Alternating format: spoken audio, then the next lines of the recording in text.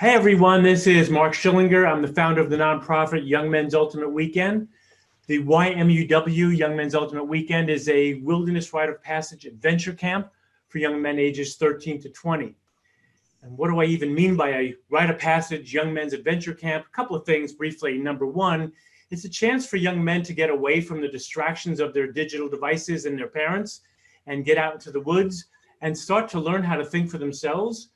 Our highly trained mentors know how to challenge them. And when we talk about challenge, and that'll probably come up in our call today with these gentlemen, when I say challenging young men or your sons, I'm not talking about like agitating them. I'm talking about arousing their innate male biological wisdom to know how to take better care of themselves. So the YMUW is all about letting the young men express themselves freely, learn more about who they are, where they're strong, where they're weak, and where they're going to need to pick their game up if they're going to be able to handle the challenges of the young adult world. If you want to know more about our work, you can email us at info@ymuw.org. So let's begin. I want to introduce you to three gentlemen who not only have been super important in their roles as board presidents over the last many years, but they're my closest friends, and they have stood by me for all these years, keeping YMUW going, because we could take up this whole conversation interview just talking about how hard it is to run a board when you have dozens of dudes who have their own ideas about how it should all go down. So these three men here have not only kept me together, they've kept YMUW together. So without further ado, I'm going to ask each one of you guys to, briefly introduce yourselves. And the way that you can do that is, certainly tell us your name, if you're married, if you have children, and your job, just as a quick thing. And then basically and briefly, how did you even get involved with YMUW? And then I'll jump in with some things we can talk about. So Richie, you want to talk first? Sure. I'm Richard Platt. I'm a licensed marriage and family therapist in Mill Valley, California. I am married to my lovely wife, Lorraine, and together she's also a marriage and family therapist, and we specialize in helping teenage and young adult and adults, but mainly focused on teenagers, helping them and their parents get through the perfect storm of Marin County and modern American life. And back in 2003, I was working for an adolescent treatment program here in Marin, and I was looking around for a program that could help my young men. And so the fellow who was running that and I brought 6 or 7 of our young men to this thing called the Young Men's Ultimate Weekend, and they adopted me immediately as a mentor because of my experience. And I went there and did what we call running with the bulls.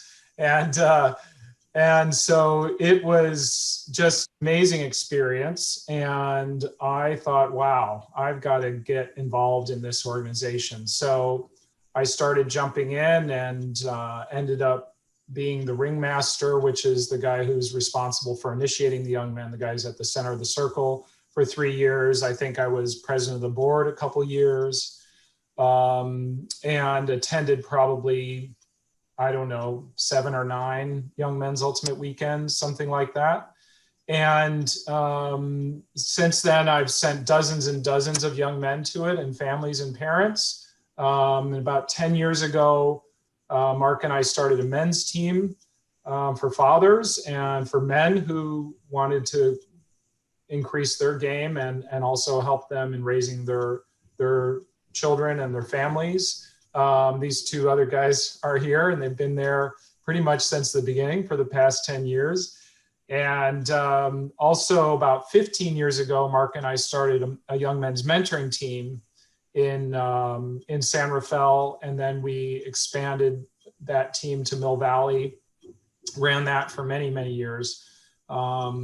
So I think I'll turn it over. That's my intro, but I just have a great passion for helping parents and young men figure out what I never got taught growing up, and learn and have had to study along the way and pick it up by working with such great guys as Mark. True.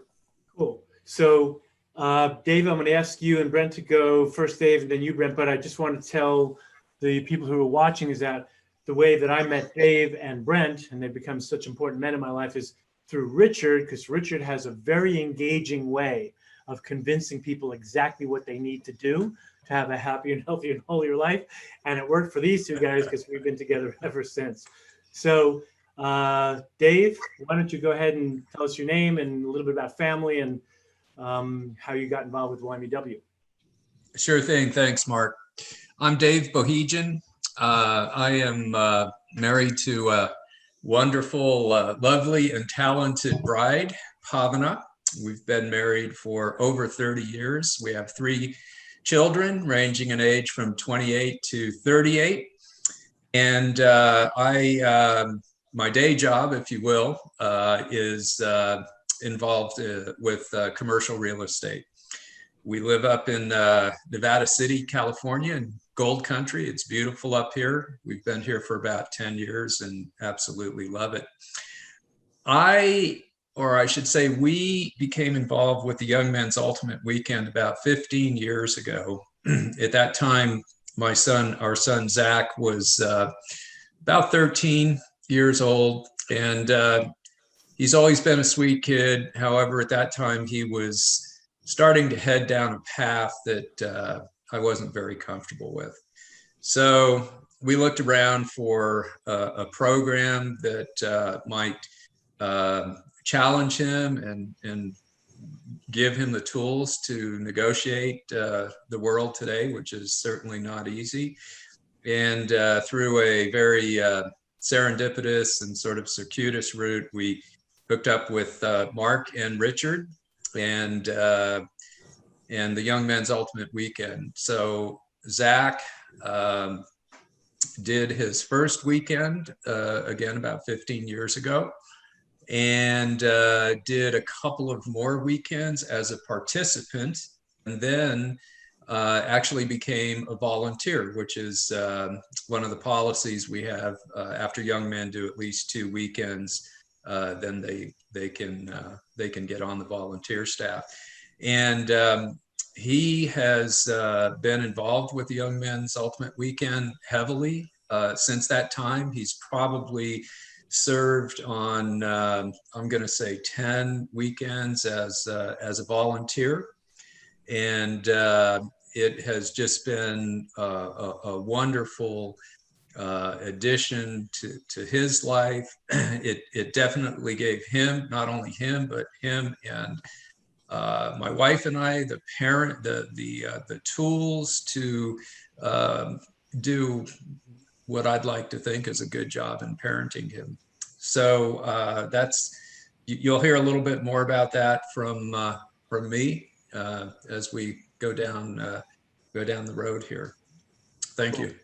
Yeah. How about for you, Brent? I'm Brent Dorskind. The questions are eluding me right now, but I'll say this. Go ahead, Doc. Okay. I was just going to say, just name, job, marriage, children, and then a little bit about how you heard about us. Yeah. So what really struck me was I realized that I was married to a beautiful, powerful, intelligent.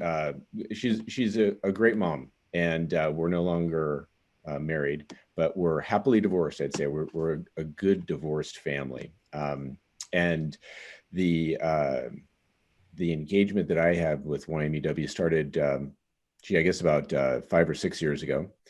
And it was an immediate, as Richard was commenting, it was an immediate connection for me. That the work was just immediately powerful.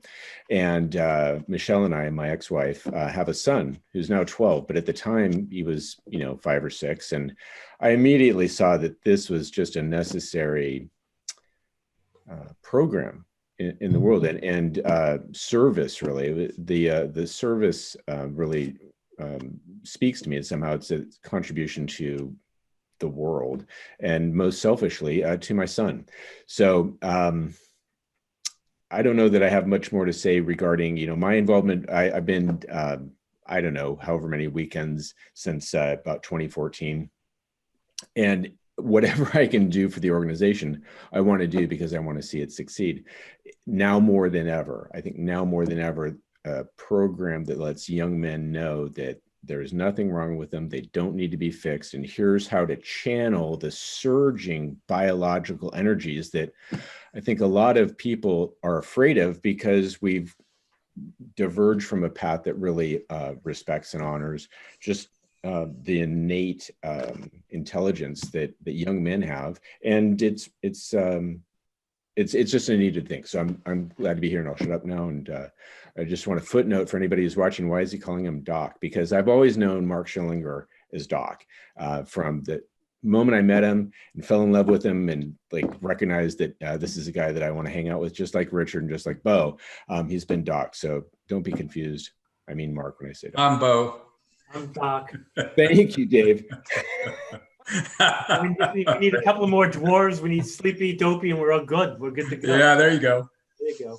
Well, I want to certainly let our viewers know that all three of these men, as I said earlier, have been board presidents, and they've also held other jobs at the Young Men's Ultimate Weekend. Like Richard said, he's been a ringmaster. The ringmaster is the one man who really does the initiation of the young men. Dave, or Bo, nickname from Bohegian, his last name, Bo, has been the production team manager, which means he's in charge of all the volunteers being in the right place at the right time, getting all the supplies wherever they need to be. It's quite an intense job. And Brent has been a mentor many times, which means he's working with other adult men to lead the young men through their initiation. So what I'm getting at is that these guys have had serious, eye-opening, straight-up relationships with lots of dudes. Some wonderful, some horrible, some everything in between, right? So what I'm going to ask you to just comment on, especially now, because the world is in such a tough place with men. You know, there's been so many horrible things about men being bad to women. Obviously, the wacky leadership that many men, show in politics and economics and all that. And there's a great side to men also. And we have been blessed, the four of us on this call, to have been around and still are around hundreds, not dozens, hundreds of awesome dudes. And so what I'd like you guys to comment about is, because you've been leaders of men, what do you notice about the good things about the men? What are the joys of leading men? What are the benefits of drawing out the best of men? What can you say about good things about dudes, because you've had up close and personal experiences with them? And this is really more of a conversation. So, Bo, I'm going to ask you in a moment to just start the conversation about all your experiences with men. And I want to highlight the good things, but certainly, fellas, jump in. I want to make this more conversational. But I'd like to start with you, Bo, because you've done so many things at the weekend. You've had your son go through the weekend. You just know a lot about being around the dudes. So I'd love for you to begin. Like, name some positive things that you've observed in men. Sure, thanks, Doc. So one of the main things that I've noticed throughout all of these years, 15 years being at these weekends and working with hundreds and hundreds of men, is that, first of all, men love to feel useful. It puts them in a good place, and that's from personal experience as well. And at a typical weekend, there's maybe 75 young men, and there's at least an equal number of adult volunteers. And the thing as a production team manager that has always struck me is the men that I was leading just have a relentless, never say die attitude. No problems, nothing that can't be accomplished. And when these men get together and bond as a team, the sky's the limit in terms of the programming, all of the logistical stuff, showing the young men the example of how to slip into a good groove, if you will, and giving them the tools to be happy and successful in their lives. It just, it's mind blowing. It's never failed to actually to astonish me. So that's the really the main thing that comes to mind for me. Yeah, and because we've been around so many men who, like you say, they love to be useful, I really would like the women who are watching this show to really hear that. We could spend all this show talking about relationships between men and women, and my work with families, as a parent coach and a youth mentor, with Richard's work, as a family therapist. We often will talk about how we see that underlying a lot of the issues in parenting is just that the men and women don't get along great. And so one thing I'm asking the women to really hear is that men want to do good. That's what I'm hearing you both say. They really want to, they want to beat their chest. They want to be heroes. They want to do good shit for real. And so I think for not just the women, but for all people in the world, when you're dealing with men, if you know how to draw out of them that desire to go get it, they'll probably do it. So I appreciate you bringing that. How about for you, Richard? What would you say, some of the high points about you've been, working with so many men over the years too. What do you see? What do you say is favorable about dudes? Well, what I would say is that I call us the sensitive sex. And in fact, I say that we're so sensitive that we guard up and we shelter up, and we look insensitive, or we can. And that's really just a defense often to hiding a deeper sensitivity under that. And so a lot of what I see on the dysfunctional side of men is this defense, narcissistic defenses. And so, what's wonderful about the guys that come to YMUW and come to the men's team is that they are willing to open that up and look at that sensitivity and become more transparent. We call it taking the mask off. And in doing so, and helping young men do that as well. I think the biggest success is that the men come together and work as a team. And I remember, when I was the ringmaster or a mentor or even the firekeeper, these are the different roles I've had at the weekend, there was a sense that everybody was doing their job. And so therefore I could focus on my job. And there was a lot of support and camaraderie. It was a real team effort. And I think that is really attractive to the young men. I don't think they get that experience really anywhere else unless they're on a highly functional sports team somehow and a great coach. But to see a group of 60 or 70 men working as one with a no problem attitude, as Bo said, and holding the young men in high regard as equals, but holding high standards and not letting the young men or themselves, if a man shows up late, he'll drop down and do push-ups. We don't just hold that for the young men, but this ability to be vulnerable while being strong, it's something that's not, we don't see a lot in our culture. And I think that's something that we really work hard to have the young men experience, that strength and vulnerability can coexist. Beautiful. Yeah, in our teachings, the four of us are very familiar with this term, both and. So I appreciate what you're saying, Richard, about the vulnerability, and of course, I like to use the word invincibility, both at the same time. Men love to boast and go get it done, and they're also sensitive and delicate creatures the way women are and children and seniors are. And so in our work, we're always preaching to young men and adult men. It's both true. We can be invincible and go get it, and we can be sensitive and be raw and open. The key thing that I would say that I've learned as a leader, certainly at YMUW, is that you got to make it safe for those dudes to feel safe to be vulnerable.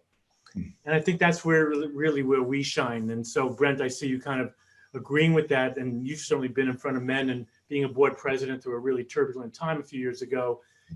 What are the positives, though? What are the things that you've seen? You've been literally in the trenches with young men and other mentors. What do you see? Yeah, it's a beautiful thing. I think when Bo was speaking, I was actually getting goosebumps, and for me that means true. That's my feeling, my visceral feeling of truth. And there's something about, to Richard's point, it's like this buy-in. Like we show up, and this is work that we want to do. It's useful, it's purposeful, we're committed to it. All the men who show up, whether they're just just average Joes on the street, or whether they're C-level executives of Silicon Valley companies, or whether they're from another country like Canada. I mean, wherever they're coming from, they all show up and we all coalesce and form this pack. It's like running with somebody said running with the bulls. I think of it like running with wolves and dogs. So one of those canine things, and we're just a pack, and we're all on point, and each wolf or dog is doing its due diligence to the best. It's a beautiful thing, and it's a rare thing. I've worked with a lot of companies professionally over time. I'm a content manager. I work in marketing, basically. And so I've got a chance to see a bunch of different organizations, the way people come together and work together. There's nothing like the YMUW in terms of how men work together and how they bring young men in to both witness and engage with them. There's a vulnerability and a safety, but it's predicated on something that's much bigger, I believe. From my experience, it's much bigger than me. This is just something that I must do because it just calls to me in a way that it's almost ineffable. I can't put words on it precisely. So in leading and working with men in this work, in the rites of passage, it's transcended. It makes everything else in my life worthwhile. Yeah, so many times, just so you viewers know, at the end of a Young Men's Ultimate Weekend, we go from Friday at 12 noon till Sunday about 4. And if there's any sleep at all, it's maybe an hour or two each night. So the durability, the intensity of the mentors is critical, and the volunteers. And I want to say something about that. I think that might be good advice for parents. So I'm going to ask you guys to comment on this. I think one of the secrets of YMUW is that when those young men show up, as Richard has often said, they're knuckle dragging. They're like, F you, I don't want to be here. My parents made me. When is shit going to be over? All that stuff. I think what makes it work is that they observe a primal thing going on, a tribal thing, where if the men are like a pack, they're not penetratable. You can't separate them. And I think it's a lot like parenting. If the parents are divided, that young man will sniff that so hard and go for whatever he wants.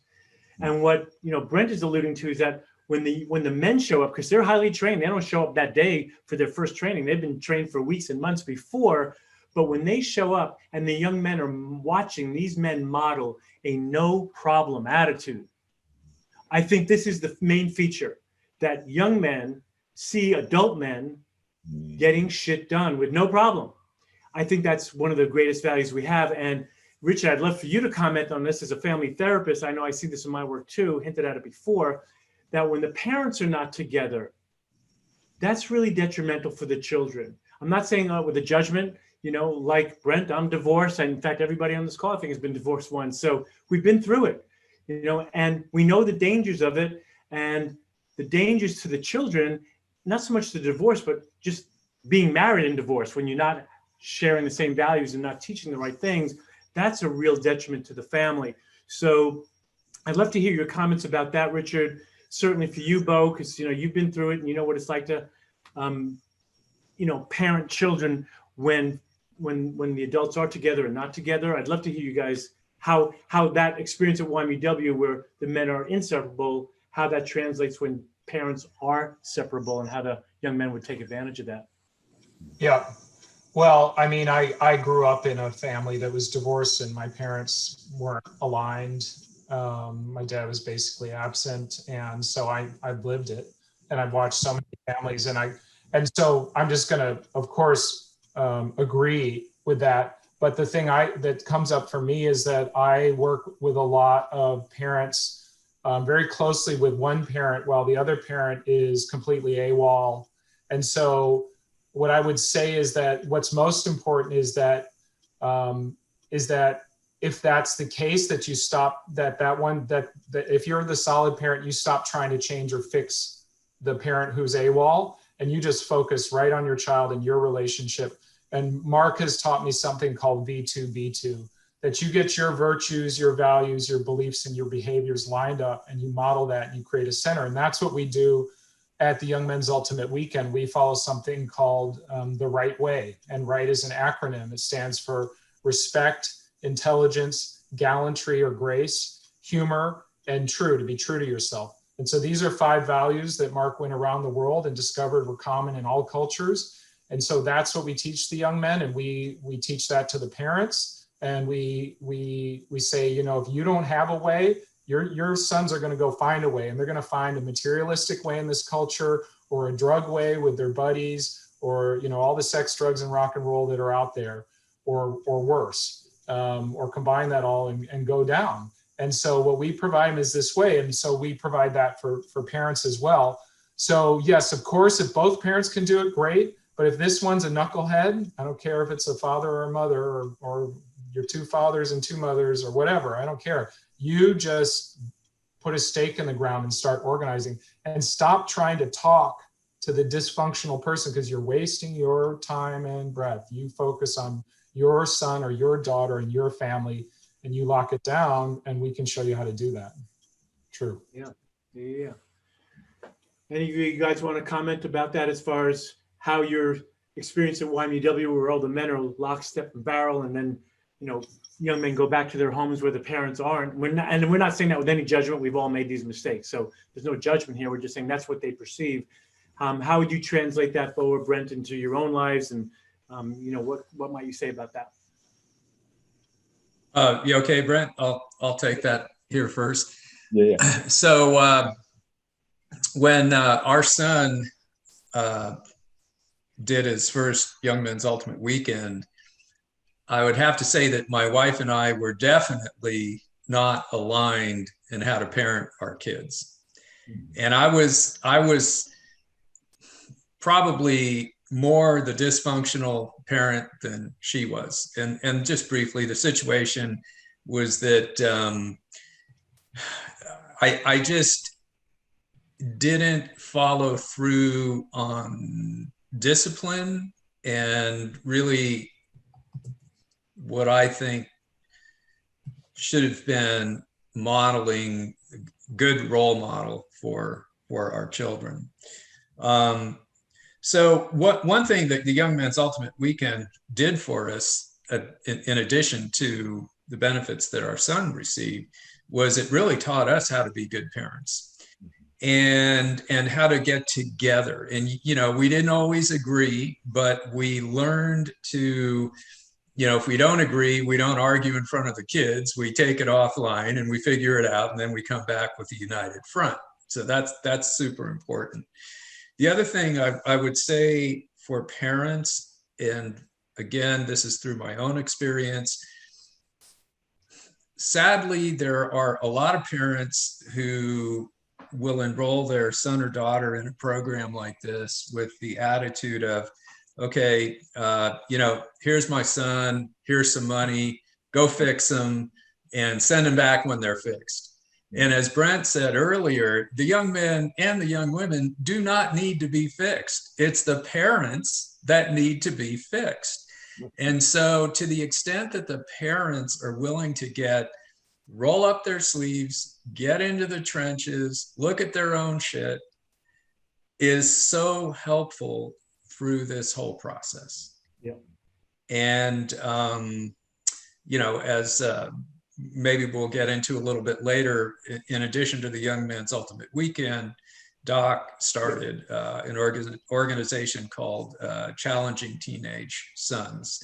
And it's basically a workshop for parents whose sons go to the weekend. As a matter of fact, the workshop happens at the same time as the Young Men's Ultimate Weekend. And I've been honored and privileged to be able to assist Mark in 2 or 3 of those workshops. And for me, my passion is helping people achieve their highest potential. And that's really an outlet for that. So that is my big takeaway from that question.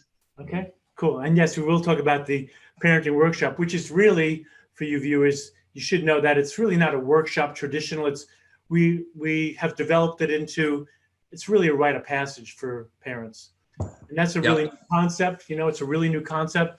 And we are promoting that because it works. And a weekend, just like the young men go through amazing changes, the parents do too, because Bo and I, and certainly Brent as a parent, we've all made this mistake. So we say this with no judgment, but our job in that rite of passage for parents is to learn how to have the parents learn how to let go of their sons as boys, treat them as young adults, how to communicate with them, how to grieve their loss that they're going to lose their boy, how to prepare for the empty nest. There's so much that goes on there, but when both weekends are over, the families reunite in a way where they really can see each other more respectfully, because they've learned that they have to let go of their old ways of relating. And we will come back to that in a little bit. For you, Brent, as far as, the advice for parents when they're divided, you've been through divorce, I've been through divorce, we know what that's like.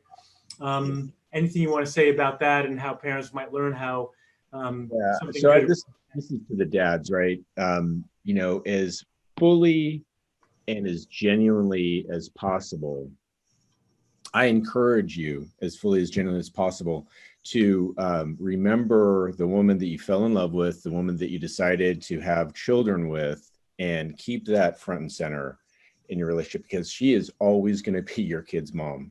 All right. And if you're watching this video, it's likely that you've bought into your kid. You've not left. And no judgment to the fathers who leave. I get that. My father had to get out. I love my dad. He's dead now, and I have nothing but warmth for him. I'm sure there's a little anger in there somewhere too. But I mean, genuinely, if you're watching this, you've likely bought in.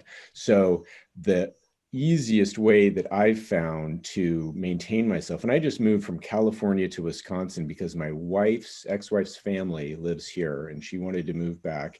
And I'm a California born and bred kid, so it's not like I'm returning to my roots.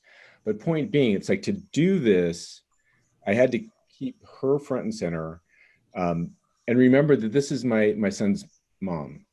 And if you've bought in to supporting and being a part of your kid's life, the best way, I just believe, based on what I've read and what I've seen, is to be supportive of the unit. It's bigger than me. This family is bigger than me. It doesn't revolve around me. It doesn't revolve around my ex-wife, and it actually doesn't revolve around my kid. It's still this third organism or fourth organism that needs our support. So my my encouragement is that, I'm sure you're going to go through this period where it's, she's wrong and I hate her and whatever. That's natural, but this is your kid's mom. You got to honor the relationship, I believe, because it's enduring. You're going to be connected to this person forever. So when I was in high school, my parents had gone through divorce one data when, my dad was a fucking asshole and my mom was a bitch, and they were just, but they weren't talking to each other. My dad would drop me off. I was 12 years old. He would drop me off in front of the house, and he would pick me up in front of the house, and he never stepped foot inside the house that I was living in with my mom. It was just contentious. So by the time I'm graduating high school, I'm there. They're both up in the stadium watching me graduate, and neither one of them came down. This is like, they've been divorced for like 4 years, and neither one of them came down after I graduated onto the football field where this after graduation ceremony is going on, because they didn't want to see the other one. I mean, it was just that bad, and that's just not the way to go. So, I mean, just the way you're describing it and bringing it all up, I want the viewers to know that that's the effect that we have on our kids. I've been divorced many years, as Bo knows. Now in our parenting rite of passage workshop, I'm also teaching with my former wife, Suzanne. She's a gifted family therapist. When we decided to put our differences apart, because when we did fall in love, we always support each other in our personal growth, spiritual development. So 2 things happened for us to turn it around. Number 1, we had to have a bigger purpose than just our contentious relationship. And the purpose was to ultimately have the happiest divorced married family, is what we call it. So when we made the kids the top priority and not our arguing, everything shifted. And then when we remembered that we fell in love because we wanted to support each other to be enlightened in this lifetime, whatever that means to all of you, we brought our friendship back. And the best thing that ever happened was our children got out of all their negative habits with drugs and alcohol and all that stuff. They literally dropped all that stuff because they couldn't divide us anymore. We were united. They wanted to naturally, innately be part of that unit. So for you, Brent, I really give you a lot of credit, just getting uprooted just a few months ago, just so that you can keep your family intact. That's a very gallant thing. So I appreciate you doing that. It's a big deal. It's a really big deal. One of the things that I'd like to do, we have about maybe 5 or 10 minutes left, is I would really love for you to take a moment to think about this question, which is, now that you've all worked with young men so much, or you've had sons, of your own, I'm sure if you think back to some of the principles that we use at the Young Men's Ultimate Weekend, you can come up with at least one thing. You don't have to list 25 things, because I know you know so much about this, but what one thing would you say to parents that through your own experience with your son, or mentoring sons or young men, or by being at so many YMUWs, what advice could you give parents on how to treat their young men, or how to deal with him, or how to view him, that might give them some new ways of seeing? Because we're so wildly successful. Parents called me for sure after a week and go, "What the hell did you do? My son came home. It's been a week. He hasn't screamed. He hasn't yelled. He's making his bed. What happened?" So we've learned a lot about how to be with young men. So any wisdom you want to share about that, at least highlight one thing, and then we'll come back for another round or two if we have time. So anybody wants to jump in, go for it. Yeah, I'll go. Young men, I would say, are the most sensitive of the sensitive sex. And I think the most important thing is to really be cognizant of that, and that they're highly intelligent as well. And that they are mostly intelligent and sensitive around how you behave as a parent towards them. And so if you're repeating yourself to them, if you're not holding clear standards that make them, so what I say to parents is, be the wall, but be a padded wall, be a soft wall, a wall that doesn't move. It doesn't fall on them, it doesn't nag them, it doesn't come after them, but it's a wall. And that wall is padded with love, boundary. So, I think the most functional young men and young women are raised with high love and high boundaries. And what I see a lot is high love and low boundaries. And then, of course, what's terrible is high boundaries and low love. And then first off is not too much of either one. But we get a lot of the high love and the low boundaries, or the inconsistencies. And so you have to really stop and think about, what are your virtues, values, beliefs, and behaviors, have them line up, and say it to them once, listen to the response, and then repeat yourself, and then shut up. And figure out what's going to happen after that. It's going to go, and don't repeat yourself. Because young men love to play this game of getting you angry and red in the face, and poking at you, and lawyering you, and badgering you, and all these things. And then they win, because then they get out of whatever it is, or they feel powerful because they love to compete. They're all about competition. And so they'll either stonewall you, or they'll get you upset. And if you lose your emotional stability, you're done. Great advice. Great advice. We definitely teach the young men at the Ultimate Weekend a simple mindfulness-based stress reduction technique. All the men are trained at it. As these guys know me very well, I'm an expert in stress management, because I'm the most frantic, stressed out person you've ever met. And so it's taken me a bunch of decades to get as calm as I can. And the reason why I'm saying that is because just by having one simple technique has really helped me so much. And I got forged as an expert in stress management by being a ringmaster so many times. I've had young men come right in my face, literally snot running out of their nose. They want to kill me. They want to bend me in two. They want to kill me. They say the most outrageous things. And I'm just standing there doing my breathing, keeping my mind right. And so I'm making this point because it supports what Richard said, which is this. If you can't stay calm in front of your children, no matter how outrageous they're behaving, unless they're physically harming you, if you can stay really calm, that's when the relationship can change to be more caring and more cooperative when they see that you are not responding in any negative way to their instinctual or emotional immature shit. So stay calm. It's a good tool. It's helped all of us on this call, that's for sure. How about for you, Bo? Any one major thing you'd say that parents could learn from what you know about dealing with your son and being an expert at YMUW with young men? Thanks, Doc.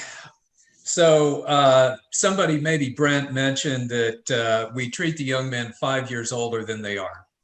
So the idea is to treat them as adults. And what that means is, I like to say that there's a freedom responsibility equation.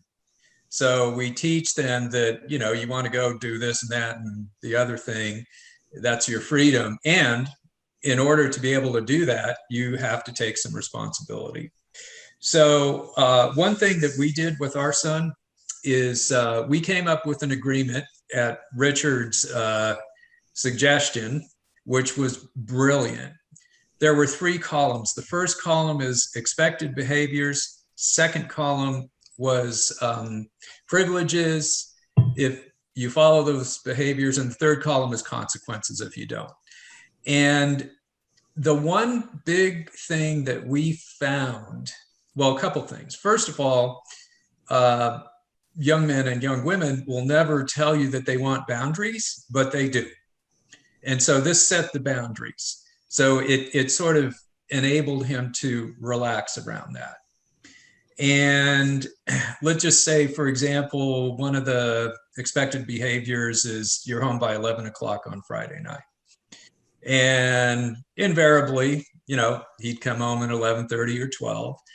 And let's say the consequence was, okay, you don't go out next Friday night.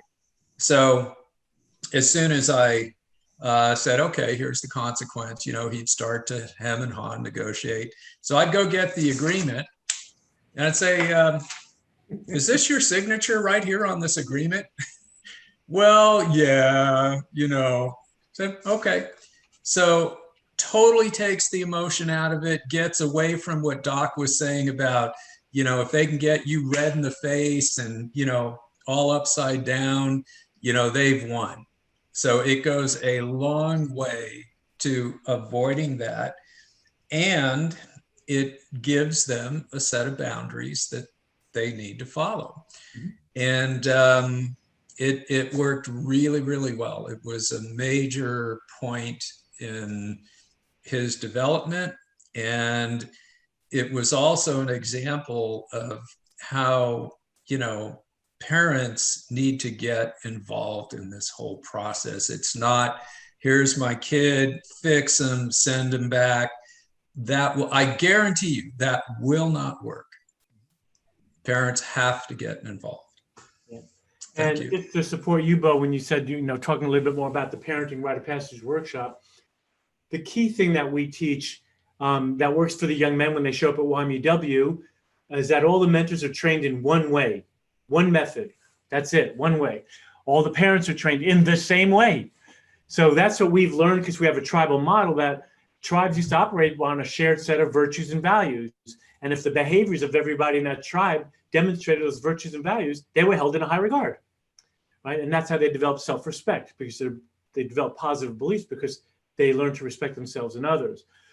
So that's what I'm kind of hearing you both say when you say, talk about the parenting workshop. That to me would be the key, is that they learn how to decide what virtues and values they want their sons to learn. They learn how to consequence, but it's positive discipline. There's no anger. There's no punishments in our model. It's about how to get, right? And it's all for one purpose, to teach those young men how to make it in that outside world. I'm pointing to the window behind me. Like, that's our sole purpose as parents of young men and young women, is get them ready. So that's what we do with that parenting rite of passage. You say goodbye to your sons as boys. You say hello to them as young men. You learn how to communicate with them, motivate them, inspire them, consequence them in the most positive way, celebrate their lives with them, help them discover who they are. And then you will have, like Bo has, and I have, and I know that Brent's going to have, my children now 37 and 40. They are so loyal to me. I am so loyal to them. It's the most goosebumpy, tear-jerking, coziest bond I'll ever experience in this life. I know Bo has that, and I know that Brent has that with his son. So it's like, it's worth it. when you know how to do all these things, you have to have a way. It'll get you the results you want in your life. That is for sure. Brent, did you get a chance to reveal some wisdom about like a tip for parents? So just in terms of a tip, I'd say something that I learned on our team, not just volunteering for YMUW, but the four men on this in this video are also on a men's team together. And what I've learned is find them right? Find your young men right. So I work to find Ryan right in times when I'm thinking, oh, he's doing it wrong, or he's messing up or something. Either he's actually in trouble, or I'm thinking, this isn't how I want my kid to be raised. I don't want him to grow up this way. And well, you know what? He's grown up this way because when I was his age, I basically had a, football, a baseball, and a soccer ball. And that was pretty much, my toys. I didn't have any video games. I didn't have any consoles. I didn't have any computers. I didn't have any iPads, blah, blah. So I work to find Ryan right in what he's doing. And the right is, what is he expressing of his own true self? Like I see him highly competitive when I often would think in the past, like he's not into, team sports. Well, he's playing video games with a bunch of other buddies. He's doing team stuff. He's really competitive. He's really loyal. He's really thoughtful. He's really empathetic. And it's just observing him playing games. So I pull that in. I see him as right, and that lets me engage him in that way. So one, to see him as right, and two, I'd say that whether you officially subject your young man, I'll say, to a rite of passage, he's undergoing the passage. You can't get around it. He's growing up. He's transitioning, and it happens faster and sooner than anybody wants, most likely. Certainly for me, at 12 years old, I'm looking at my kid, 5 years older than 12 is 17, and he is a 17-year-old in many respects, and it's nuts. And I have not yet done Doc's Challenging Teenage Sons workshop for parents, because I'm at the YMUW with the young men, but one day I will be, and I definitely respect especially I believe the mom's desire to grieve the loss of their babies. I've had the good fortune to work with enough young men, enough parents, and see this happen enough to realize that, no, this actually needs to happen. So I'm able to treat my young man at 12 in a way that really respects its accelerated maturation. It's nuts. So find them right and respect that this is happening regardless. It's just a biological thing. It just is. Right.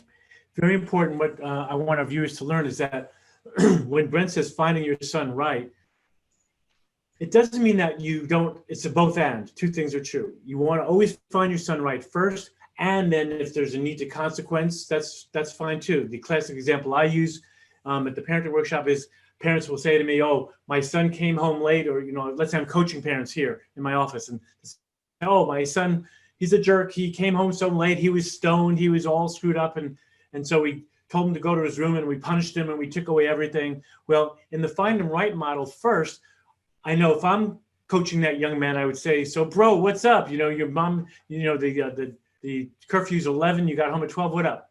And so the young man, in this one instance I'm thinking of specifically, said, well, I was waiting on the corner with my friend because his mom was supposed to come and pick him up, and she was late, and I didn't want to leave him. So I stood there on the corner until the mom came, and then I came home.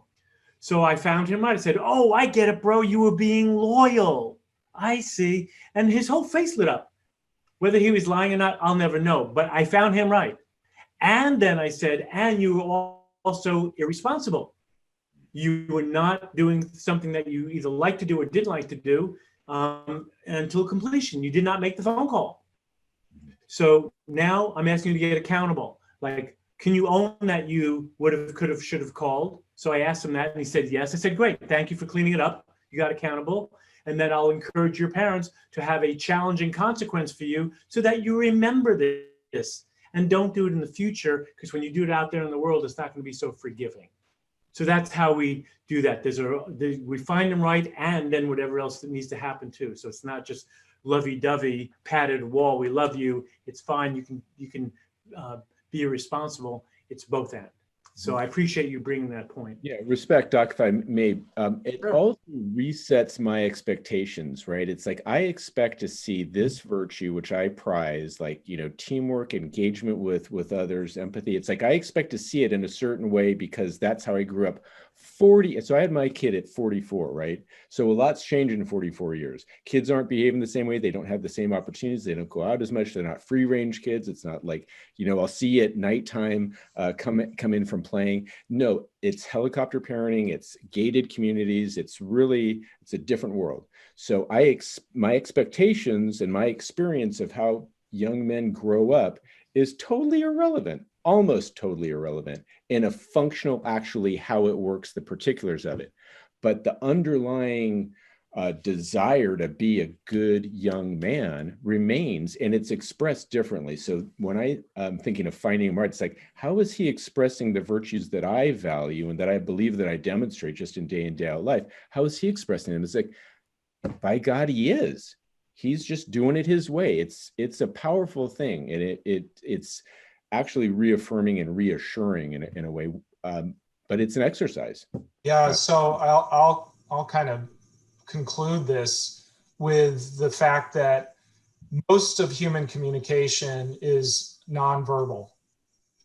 And we've said a couple of times, your young men are sniffing you. They are super sensitive, and they are reacting to how you are acting. So if you start out with them feeling right, then their force fields are going to come down.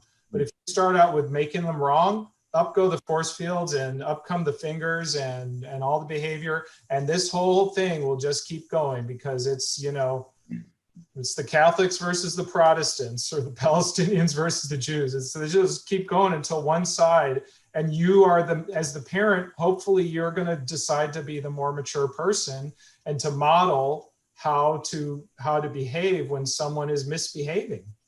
Mm-hmm. So this is a big challenge, and it's a big challenge for our culture. We are seeing, adults act like children if they don't agree with someone else's politics or with their viewpoint on reality. And our country will split if we don't figure out how to be mature and deal with reality as it's happening without losing our cool.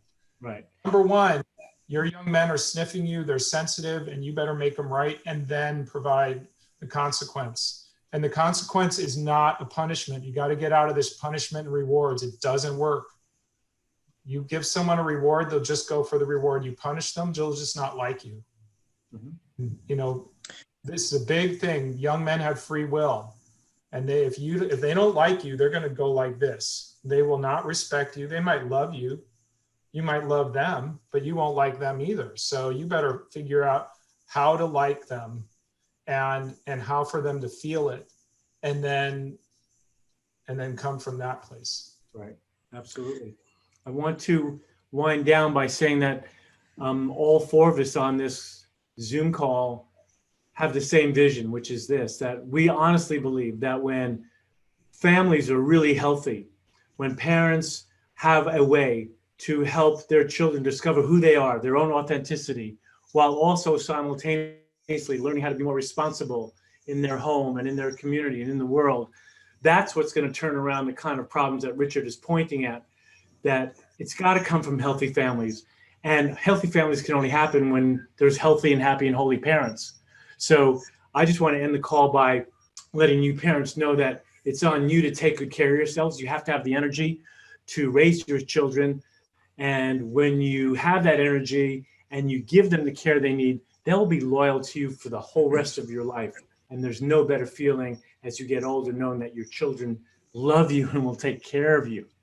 And that's the whole purpose of YMUW, is helping you raise your sons to be like those young men. And these three men, Brent, David, and Richard, I cannot tell you how many hundreds and maybe thousands of hours by now, I'm sure it's thousands of hours like me, that they've put in. They've all been paid the exact same amount that I have been paid, which is zero, right?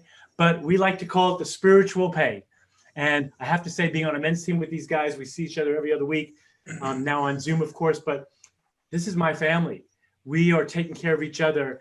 And for you fathers or men watching the show, like, If you're not on a men's team or haven't been initiated as an adult men, which we all have on this call, go do it. The more you're around men, good men, the right men, we like to call them, then the better lover you'll be, the better father you'll be, the better worker you'll be, the better everything you'll be, the more you respect yourself. So fellas, thank you so much for all that you've put in to YMUW and the world so that this vision of ours can come true, the world will be a better place when we have young men who really know how to take good care of things, which we know they want to do. So in closing, I'd like to say for all of you viewers, if you want to learn more about the work that the four of us are doing, please contact us. It's Young Men's Ultimate Weekend. The website is YMUW.org, and you can email us at info@ymuw.org. Thank you so much for watching.